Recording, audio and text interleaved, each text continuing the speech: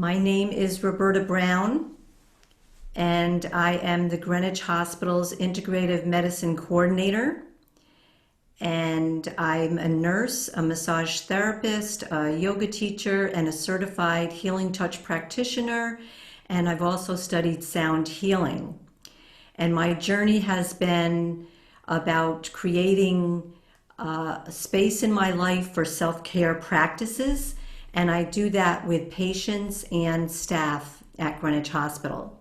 So today we're going to be talking about natural ways to reduce blood pressure. So I hope that you are in a comfortable position, and I will have time for question and answers at the end. And we will be going a little bit longer because we were delayed a few minutes. So I hope you can stay till 4:08 or 5:10. All right. So I invite you to take a mindful pause, to come into presence. Here in this moment, a mindful breath, inhaling and exhaling, just so that we bring all of our energies together in the here and the now. With breath awareness, we can have focused words such as taking a breath in and saying in, taking a breath out, saying out, taking another breath in, saying deep, and on the exhale, saying slow. Inhaling calm, exhaling ease. Inhaling smile, exhaling release. So these are words from Thich Nhat Hanh, a Zen master Buddhist, and he's written several books, and I like having words that can help us to slow down, take deep breaths, and come into a calm state of mind, into presence. Now is the only moment there is. And we just took a purposeful and powerful mindful pause. It created a space for us to breathe, notice any sensations in the body, allow the thoughts to pass over a landscape, and to experience any emotions or feelings. So we allow them to just be. 5 conscious deep breaths can change our physiology. This is called centering, when we focus on an anchor, and it can be the breath, it could be sound, it can be sensations in the body. So this is bringing us to a focused state of mind. And then grounding us, having our feet touch the earth, feeling a sense of being safe, nourished, and stable. And I invite you to take a beginner's mind to what we'll be talking about today. Be open to any new ideas you've never heard of before. Let go of any limiting beliefs that you might say to yourself that I cannot change, or I don't believe that this can work, and just have like an open mind. Listen and trust your intuition. What feels good to you? And invite feelings of being empowered. When we take charge of our health and our well-being, we can have a feeling of being empowered. And make your self-care a priority. So this is all about ways that we can learn how to take better care of ourselves. And always check with your health practitioner for the safety and efficacy of any change that you may want to bring into your practice. So what is hypertension? High blood pressure. Hypertension, which is defined as a persistently high blood pressure with the systolic blood pressure greater or equal to 140 and the diastolic blood pressure greater or equal to 90, and it's a major public health issue that is estimated to affect more than 1 billion people worldwide and account for 13% of deaths 64 million disability-adjusted life years, and 7 million premature deaths per year. By the year 2025, it is estimated that approximately 1 in 3 adults aged over 20 years, or 1.56 billion people worldwide, will have HPT. Cardiovascular disease, CVD. It remains the #1 cause of morbidity and mortality globally. Early intervention with angiography and broad-based pharmaceutical therapies has contributed to a decline in deaths from CVD in the US, yet the prevalence of risk factors and economic burden of CVD remains exceedingly high. It is important to understand the underlying pathogenesis of the disease, what's really going on, which may be linked to chronic stress, inflammation, and altered gut microbiota. So, hypertension is known as a silent killer. There are some possible observable symptoms: fatigue and confusion, headaches, vision issues, shortness of breath. Hypertension is associated with organ damage, stroke, kidney dysfunction, and vascular disease. Risk factors may include familial, obesity, smoking, and alcohol intake. So some of the treatments for high blood pressure include pharmaceuticals, which have some side effects, and some people have adherence that they have poor adherence to taking it. Lifestyle modification and strategies, and some people have poor adherence to that as well.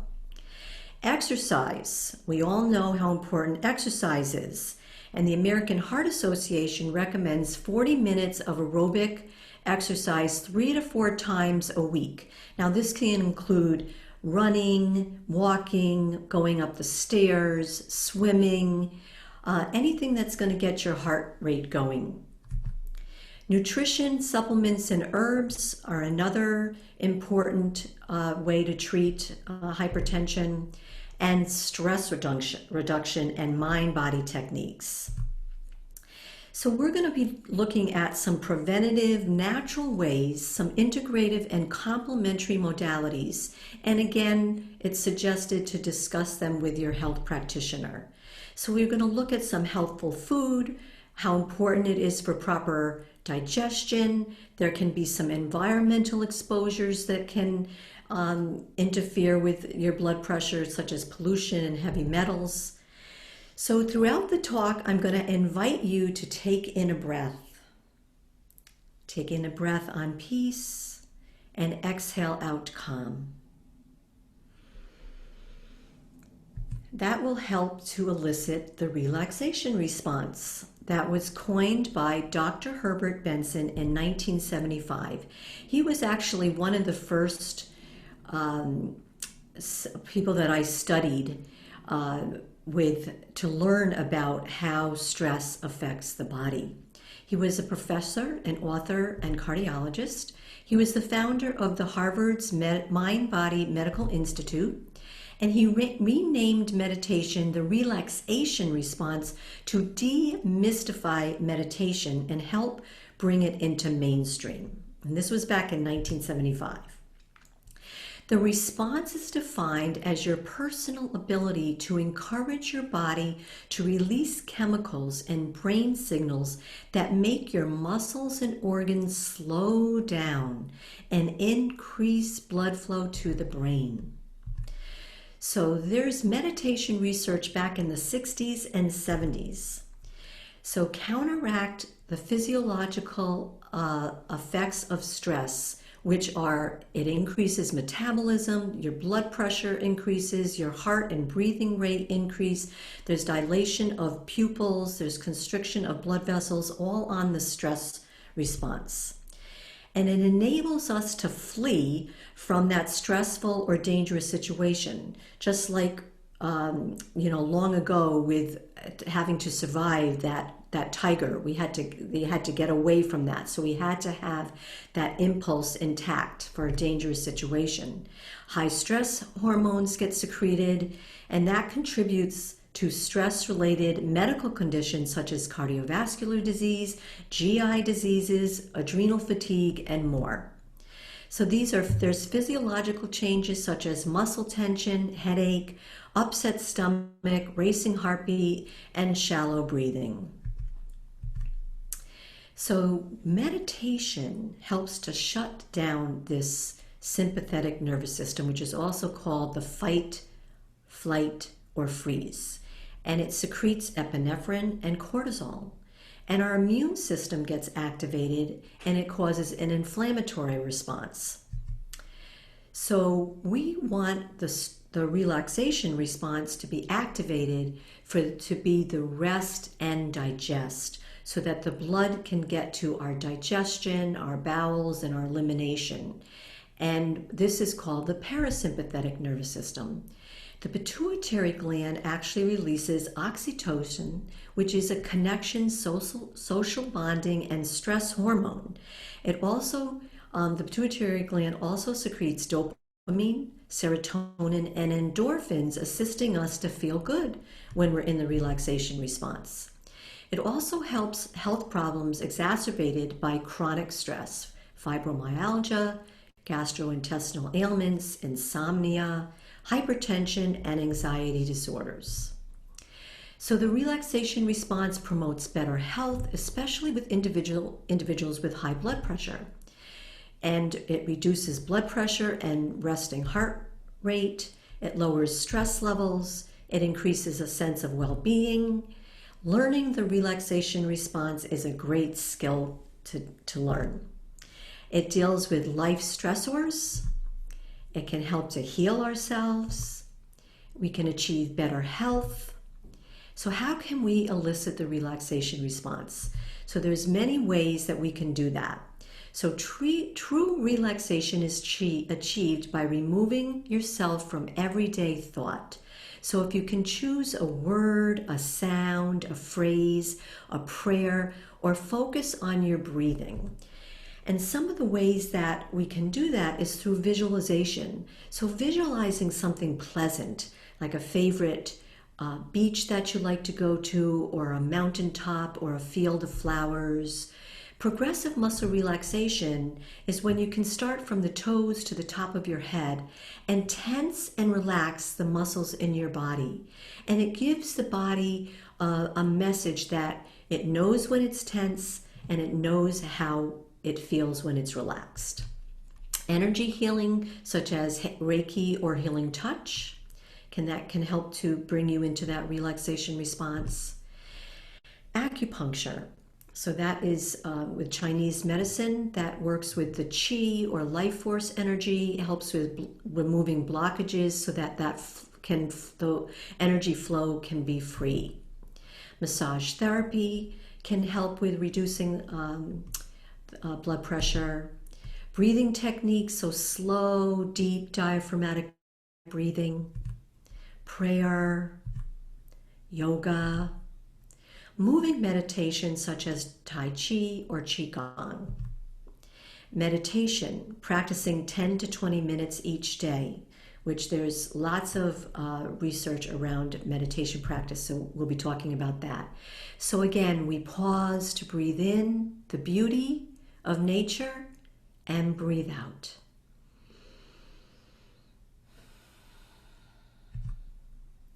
So one of the most important things that I think is how can we manage our stress?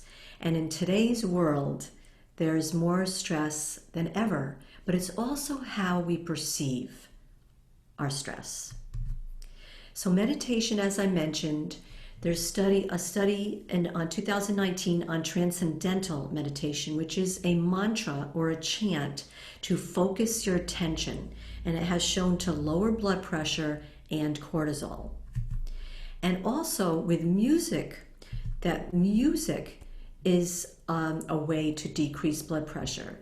There's a systematic review found trends towards decrease in blood pressure in hypertensive patients who received music interventions. It does not provide proof of a cause-effect relationship, but it is a very simple, cost-effective intervention. So mindfulness meditation you may have heard of. The grandfather is John Kabat-Zinn. He was a pioneer of mindfulness-based stress reduction back in 1979. He established the Stress Reduction Clinic at UMass Medical School, and he's written many books, and the first modern book of mindfulness is called Full Catastrophe Living. And he has the quote of what mindfulness meditation is. Mindfulness is awareness, cultivated by paying attention in a sustained and particular way, on purpose, in the present moment, and non-judgmentally. And I really am a believer, and I practice mindfulness every day. I practice through either eating or walking or just being in the present moment, being mindful of what my thoughts are. And it is really a practice and a way of being, a way of coming to the present moment, letting go of what is in the past and what is in the future, to be here now. And it is really a practice. It's not something that you just get. So I fully endorse mindfulness practice, and there's lots of research being done on it. And it's showing that we can change neural pathways in our brain, which can help regulate our emotions so that we can self-regulate and have new pathways created. So we don't have to climb a mountain to meditate. However, it does actually, it can create a little trepidation of thinking about being on the edge, but I just use this to have a little sense of humor that we really can meditate anywhere. And if you're in a safe place, if you trust that that boulder is not going to go over, you can really be at one with all that there is. Being in the now, right here, right now. Just taking that breath in and out, having a sense of being calm and present. And if you start to begin to practice that, you may notice your heart. And maybe your heart rate begins to slow a little bit. And maybe you notice that your breath begins to deepen a little bit, come into that deep diaphragmatic breath. So some of the meditation research I'm going to talk about is in 2017, the American Heart Association had a scientific statement. Meditation, and I'm just noticing my spelling error there. Meditation may be considered an adjunct to guided, directed cardiovascular risk reduction interventions. And they took data from 2012 and 2017 from the National Health Interview Survey. There was over 61,000 participants. And there was suggestion that meditation may have beneficial effects upon blood pressure, cholesterol level, smoking cessation, and overall cardiovascular risk. There is more data needed to make definitive. It is simple, cost-effective, low-risk intervention. It results in decreased stress and greater mindfulness. It's potentially an increase in physical and mental relaxation, leading to improved outcomes and after a cardiovascular event. So taking another breath in and out. Again, just noticing what happens when you begin to relax. So I wanted to give you some suggestions for some apps. I have been using the Insight Timer, which I recommend I do this at night. There are guided meditations, there's sound healing, there's progressive muscle relaxation that I mentioned with the tension and the tense and the relaxation of the muscles. So you can download them. Some of them, their programs are free, and others that you have to pay for, but the one that I tune into on Insight Timer is free.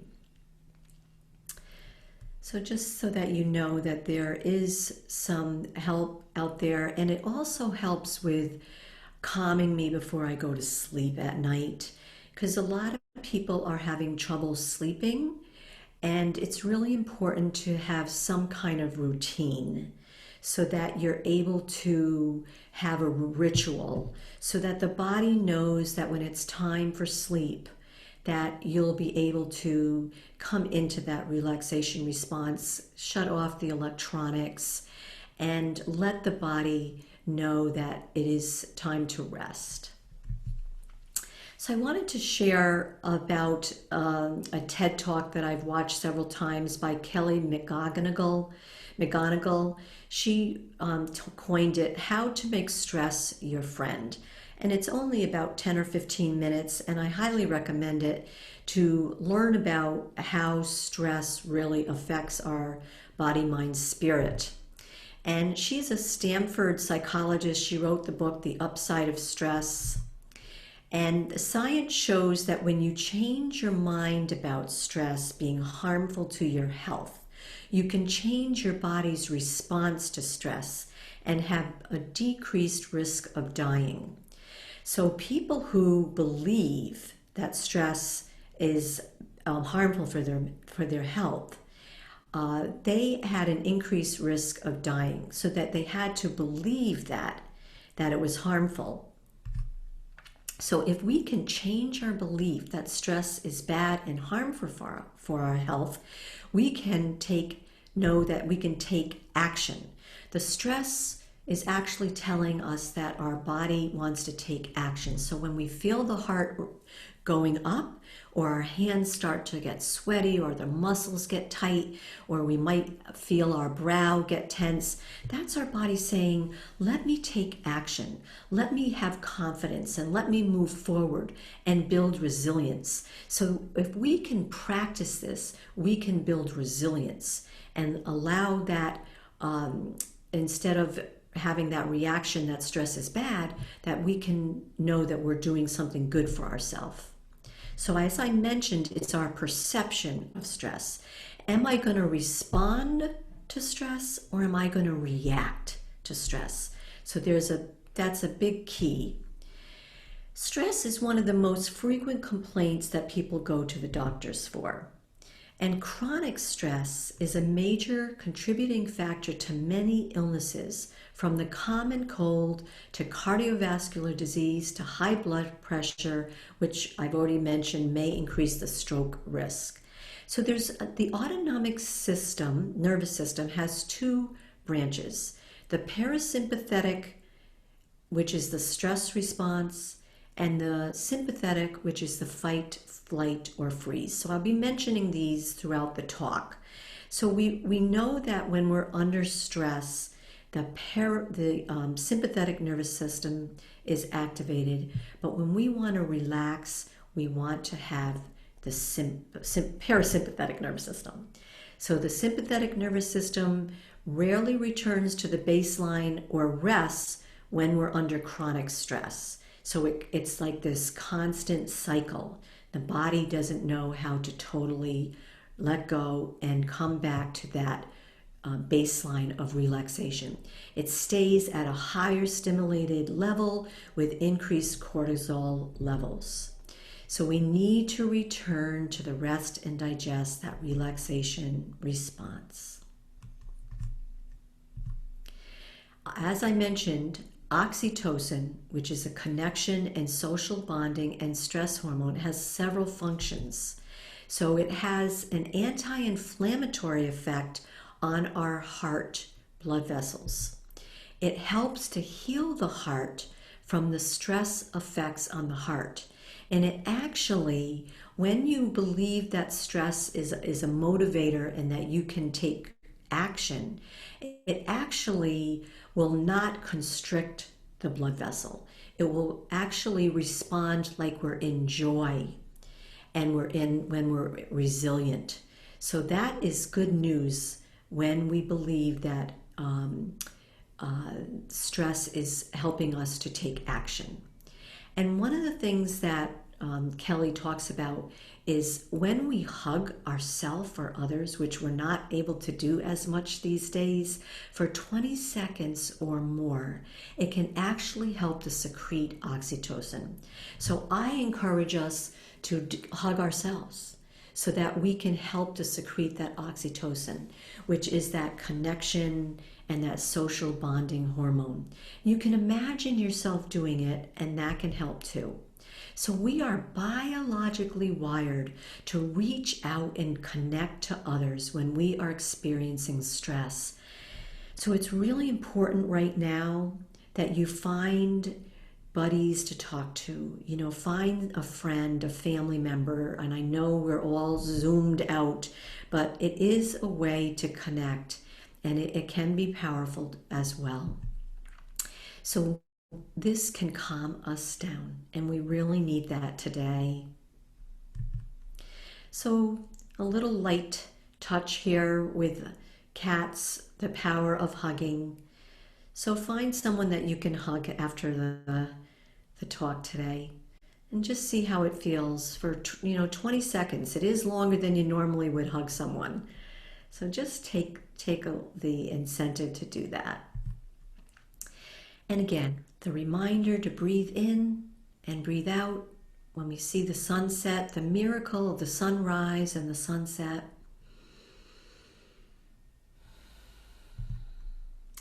So something else that we need to look at is healthful eating.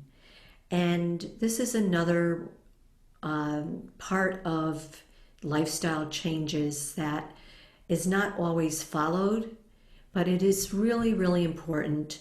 And there's lots of different science behind what we should eat and what we shouldn't.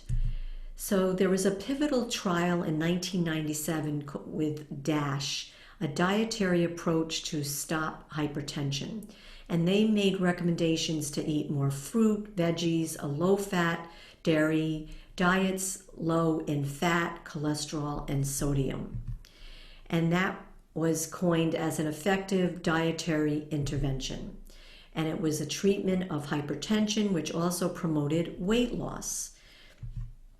And then the successful program of Dean Ornish, who used a 10% fat vegetarian diet, moderate aerobic exercise, stress management, and smoking cessation counseling. And then the Mediterranean diet, which has plant-based with veggies, fruit, fiber, legumes, nuts, olive oil, fish, and white meat. This showed reduced heart disease risk and effective in reducing cardiovascular disease.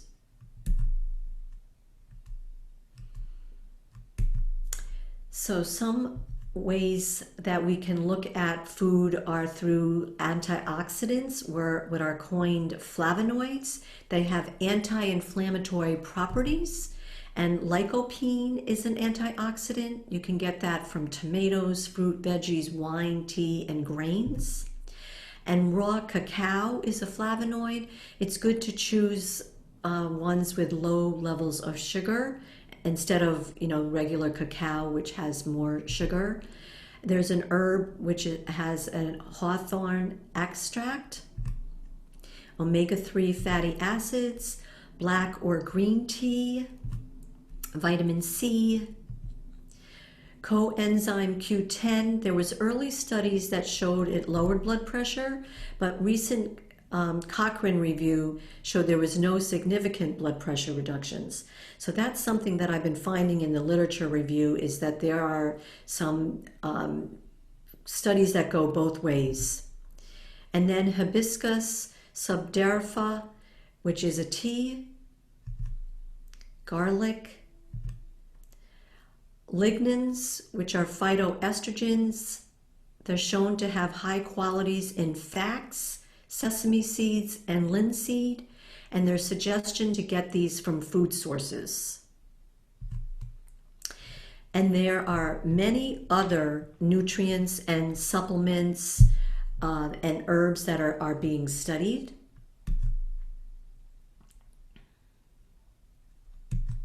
And from the WHO, there's other recommendations such as olive oil, oats, apples, parsley, lemon, smoothies, pineapples, spinach, salad greens, carrots, potatoes, and turnip greens.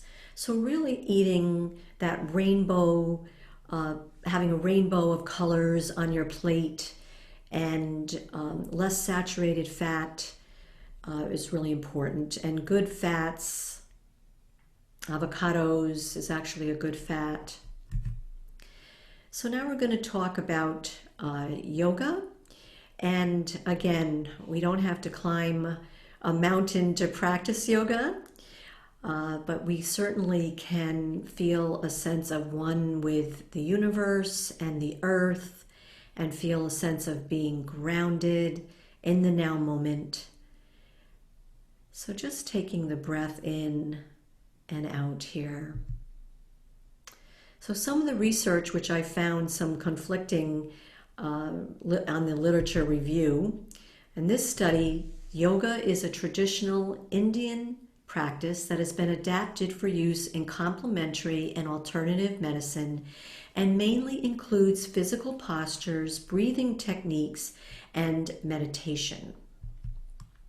The impact of yoga as a complementary intervention for hypertension has been investigated in a number of randomized controlled trials, with an overall effect of about 10 milligrams of mercury reduction in the systolic and about 8 milligrams of mercury reduction in the diastolic blood pressure.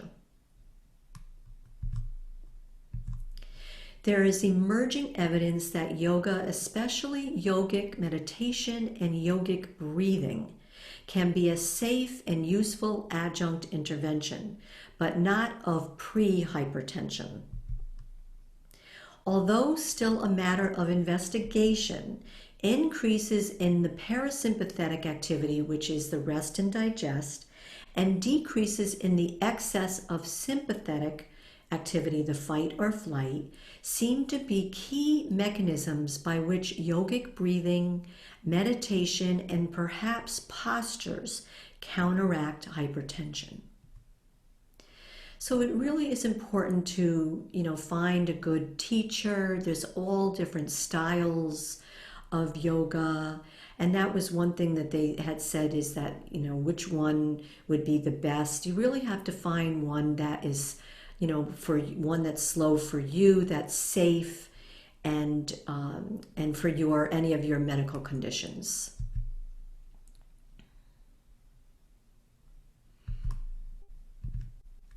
Yoga seems to be effective only for hypertension, but not for pre-hypertension, and only as an adjunct to antihypertensive pharmacological treatment, but not as an alternative therapy. So it's best to include your medication as well. Breathing and meditation, rather than physical activity, seem to be the active part of yoga interventions for the hypertensive patients. So I'm kind of summarizing what that other study was showing. Yoga can thus be considered a safe and effective intervention for managing hypertension. Now, this is another study that I just wanted to show you that there are some studies that are not totally supporting yoga, but I just wanted to bring that to your attention. This is a review of 14 non-drug therapies. Ultimately included 13 systematic reviews of 14 non-drug therapies. So here are some of the ones that they used based on the inclusion criteria, and yoga was in that study, and the quality of evidence was generally low, and weak recommendations were given for most of the theories except for massage and acupuncture, plus using antihypertensive drugs. So it's interesting that that there are differences of opinions in these studies. So based on the analyzed evidence, massage and acupuncture plus antihypertensive drugs could benefit people who want to lower their blood pressure and do not have contraindications for massage and acupuncture plus using the antihypertensive drug.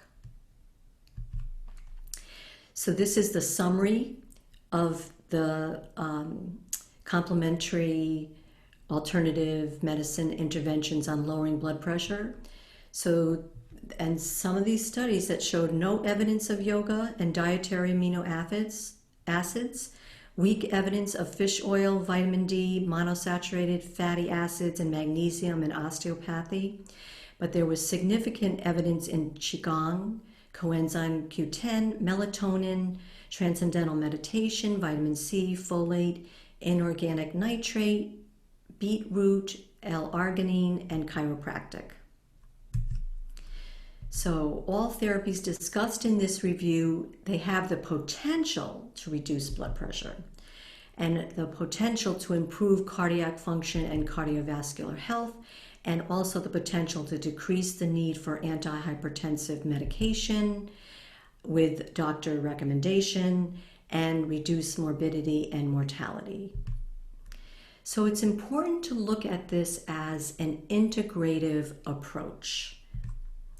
The economic cost of managing hypertensive may be considerably reduced.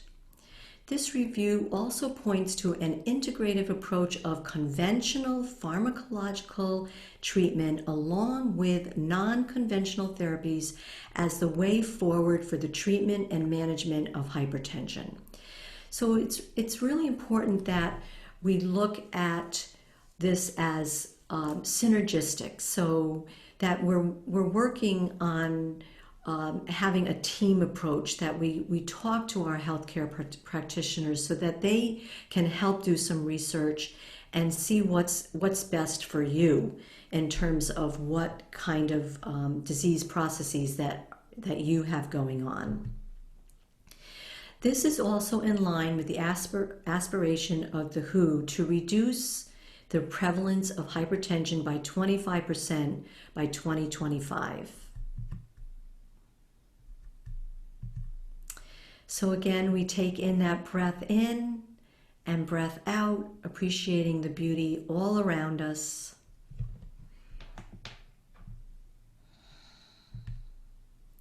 So what I'd like to do now is do a loving kindness meditation, just to bring us into the mindful state of consciousness. And there's many different teachers that do this mindfulness, loving kindness. It can be called metta. It's about sharing these words of blessing towards yourself and others, and taking a moment to let go of everything that you've been doing, all the information that I've just given you, and allowing time to just be present. And you can offer this as words to yourself to help to come into the present moment. And you can also say it to people that you love, people that you might have issues with. And so it's really nice to have something that can just be just a blessing. So when you find that comfortable position in your chair, feeling your feet on the floor, just notice your breath. And as I bring these words into your awareness, just begin to say them in your mind's eye. May I be healthy.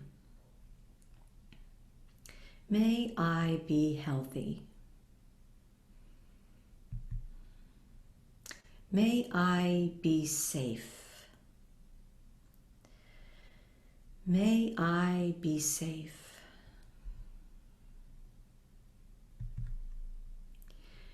May I be peaceful.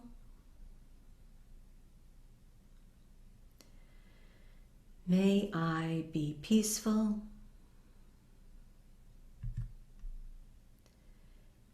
May I be at ease. May I be at ease.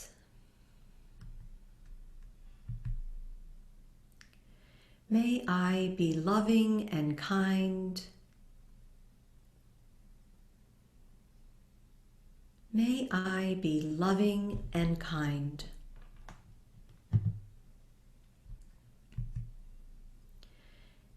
And now we focus on all beings. May all beings be healthy. May all beings be healthy.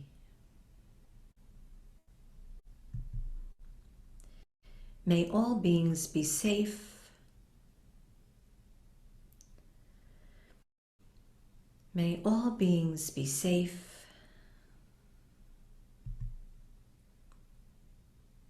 May all beings be peaceful. May all beings be peaceful.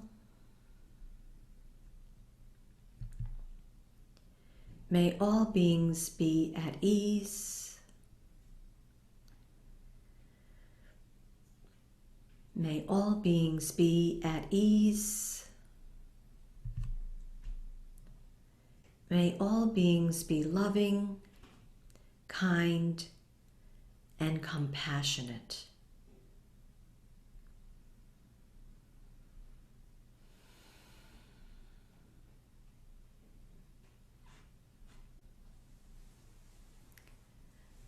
So taking this time to just notice if you feel any different than you did when you either first started this webinar or when you first started the loving kindness meditation. And you can find variations of this loving kindness online. Sharon Salzberg has done many loving kindness meditations. And I like to use this as often as possible because it brings me to a peaceful, calm state of being. And then just a reminder to do that self-hug once again.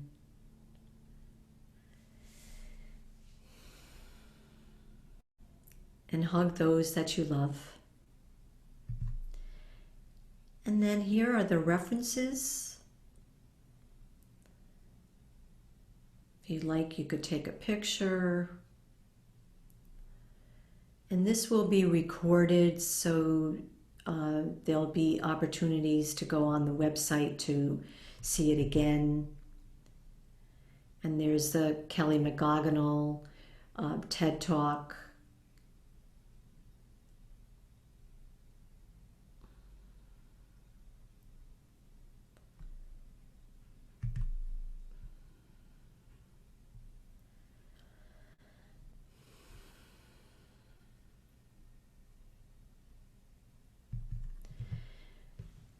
And I want to thank you all very much for your attention. And I am going to invite you to put in any questions that you have in the question and answer box. And I'll do my best to answer them.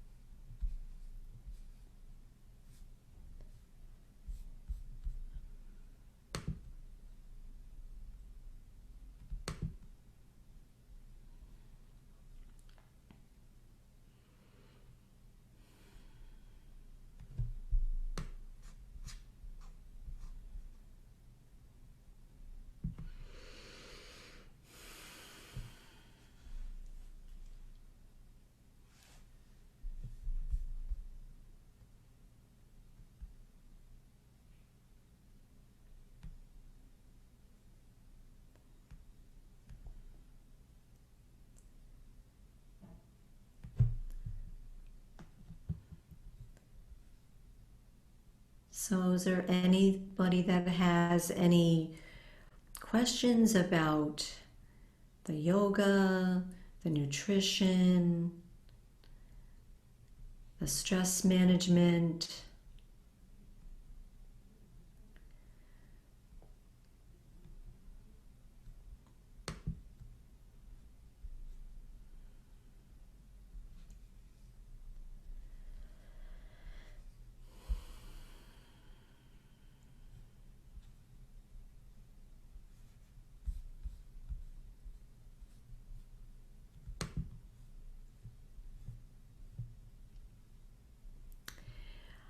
So the question is fish as beneficial as white meat?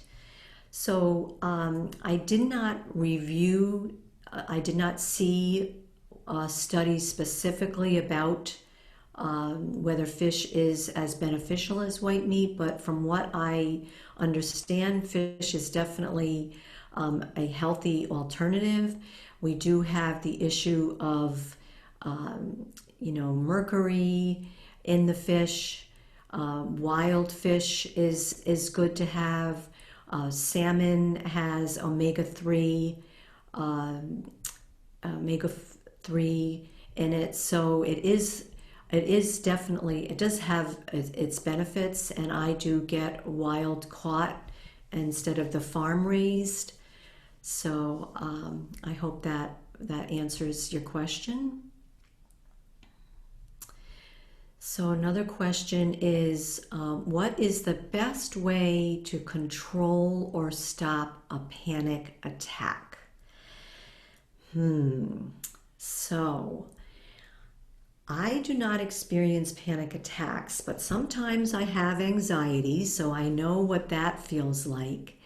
And what I think is important is to get yourself centered and grounded, and allow yourself to feel what you are feeling, and know that and label what you're feeling. So is it fear? Is it anxiety? Is it panic? Are you overwhelmed? Because once you identify what it is that you feel, that usually can take that major issue off of that and help you to start to take some deep breaths and allow yourself to know that this too shall pass. And sometimes you need medication to help. So you need to talk to your doctor if it's not, if you're not able to control this. But coming to your center, getting yourself grounded, taking away your electronics, and come to a focused internal self so that you can self-regulate. It's really important to allow yourself to come into the present moment, because a lot of times we're thinking about the future, and that can bring up anxiety. If we stay present, the present moment is peaceful. And that's the challenge, is coming to that present moment. Not being in the past, not being in the future, coming into this now moment. So using that deep diaphragmatic breathing, also heart breathing. And I didn't mention it, but I have studied also biofeedback and heart math, which works on coming to the heart center and breathing in care and appreciation and gratitude and unconditional love. And if you can't get to those higher vibrations, just what do you care about? What can you think of that you can appreciate in this moment?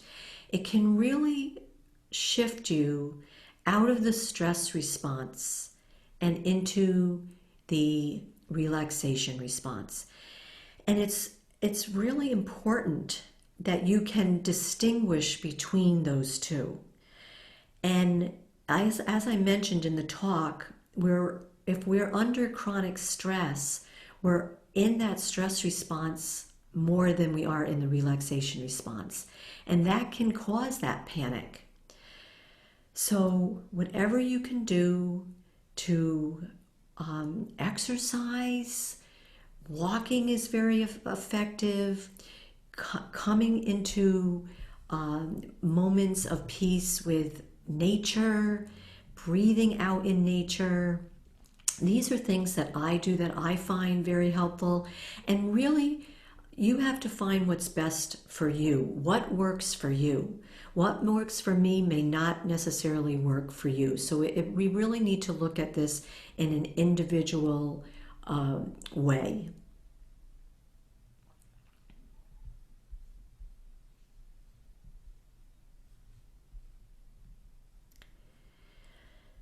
So I am seeing another question about whether there's research on essential oils or herbs to help with high blood pressure or anxiety. So I did not review those, but I have heard that there are the hawthorn is a tincture or a tea that can help with lowering blood pressure. But I have heard other people who have studied essential oils that there can be health benefits, but I don't know for sure about high blood pressure or anxiety.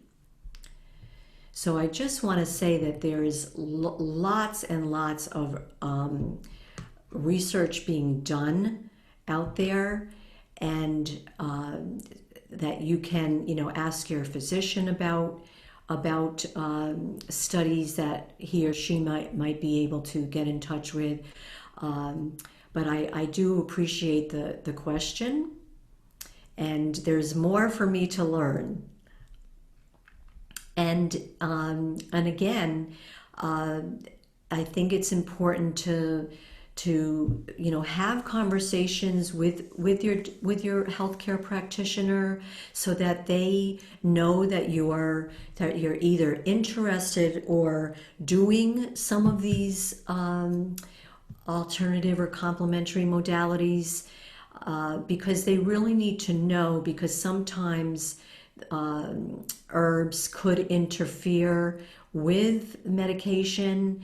So we want to let our practitioners know if you're taking any supplements or herbs that it could interfere with your medication.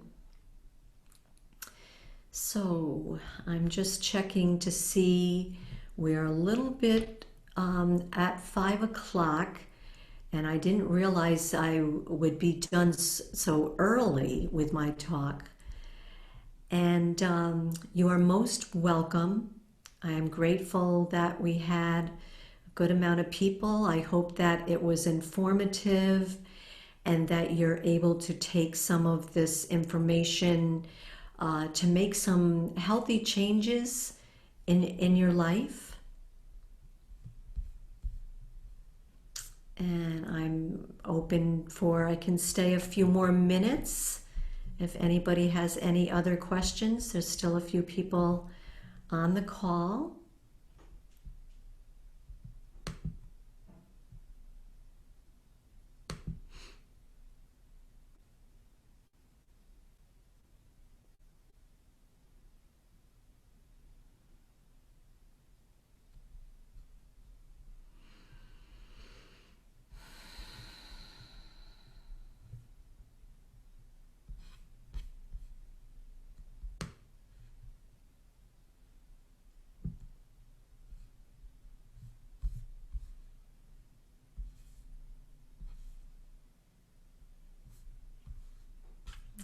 Okay, we'll just take one more minute and see if anybody else, the other people that are remaining, if you have any other questions or comments.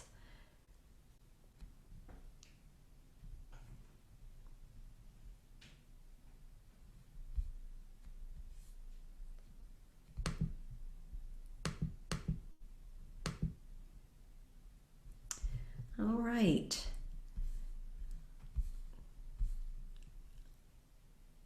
Okay, one last question. The previous Zoom talks are available online. I'm not sure exactly when they're going to be, right after the talk. I think it takes a little bit of time. So you can go on the website and go in the search bar and type in the title of the presentation and check it out. All right. GreenwichHospital.org. All right, so anybody else?